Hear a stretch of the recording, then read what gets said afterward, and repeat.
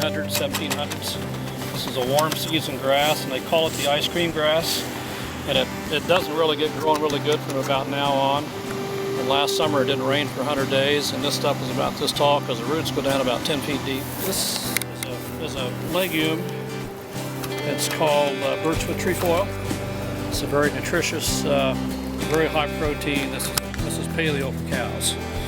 And it's got a pretty yellow flower. It'll bloom here in another couple of weeks. But this is also ice cream and cookies for cattle. And this is called Alice white clover. This is a British, the English have the clovers.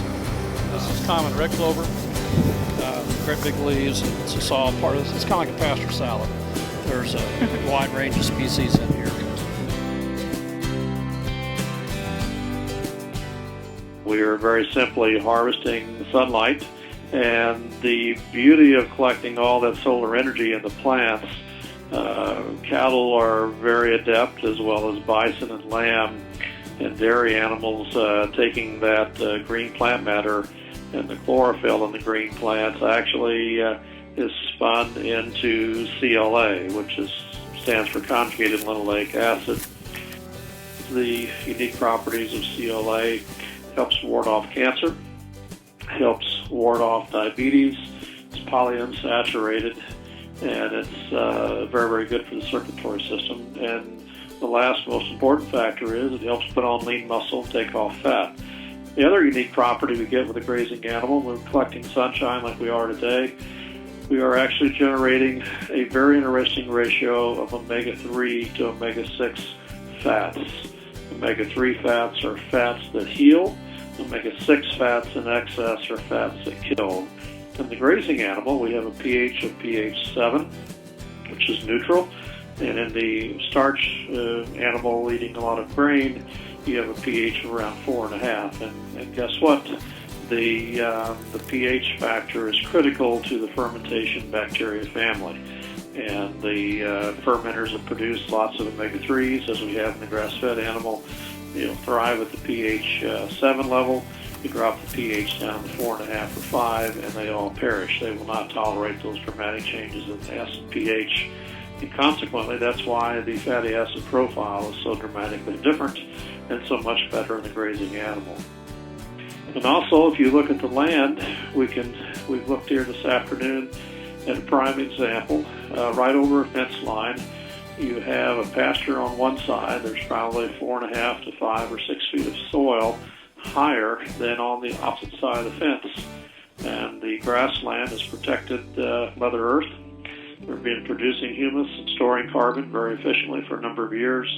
Land on the other side of the fence has lacked conservation practices, and it has eroded severely and very tragic. That should not be in row crop production, or it should be better taken care of with proper soil conservation measures. But it just does my heart good to be able to look at the landscape and know that I'm actually building topsoil on a yearly basis. And last year we had record rainfall on this area right above these watershed lakes, and I did not actually have any water overfill the lakes and go into the overfall spillways. And all the other neighbors around actually had the same type of lakes, and they overflowed. And it was a major flood in June 2011. And just because we have a landscape covered with really high-quality grasses, and as we've noticed today, we've had a great mixture of many different species of grass and forbs and legumes. We have a much better ability to catch rainfall, hold it on the soil profile. Our root systems are much deeper. We're moving these animals from paddock to paddock. They usually stay in the paddock for 24 hours, maybe 48 hours. And by being able to move these animals to neighboring paddocks on a daily basis, we give the plants a minimum of 30 days of rest. And doing so, the roots go deeper. They're finding more minerals out of the soil profile. And after 10 years, we have triple the amount of grass production as we did back in, say, 1998. One of the things that you've noticed today is we've been able to get very close to these animals, and the fact that they are being handled in a very professional manner. They are literally free to roam. They develop a very high level of intelligence to how we manage the farm, and they develop trust, in their handlers, and they become very skilled at knowing when we're going to open up the gate and the fact that they are very docile. Many farms, if you pull into a pasture, you would see these animals moving away from you to try to get away as rapidly as possible, and then they don't see people but maybe once or twice a year, so to speak, in some far remote areas.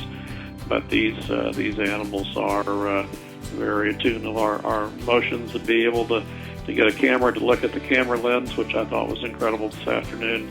That tells me that those animals. It just shows you that they're not fearful, and by being docile like that, it makes for much better meat quality. Animals that actually have a flight to fright syndrome. In other words, if you scare them, they're going to go the opposite direction at great speed.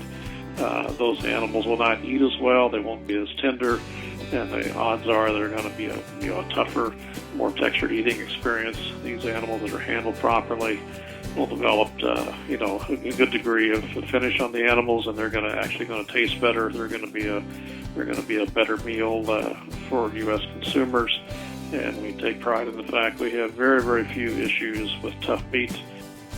It's been a very long, difficult journey. In the first 3 years, it's pretty brutal, but it just makes the reports, in year 10, 11, and 12 that much better, because it was a long time coming. And it's been a slow process. We've never had an explosive growth in any one time. It was just always, winning people over one customer at a time. It's been tons of fun. We've met some fantastic people along the way. In fact, I wouldn't trade the last 12 years of my life for anything. It's just been a fascinating journey.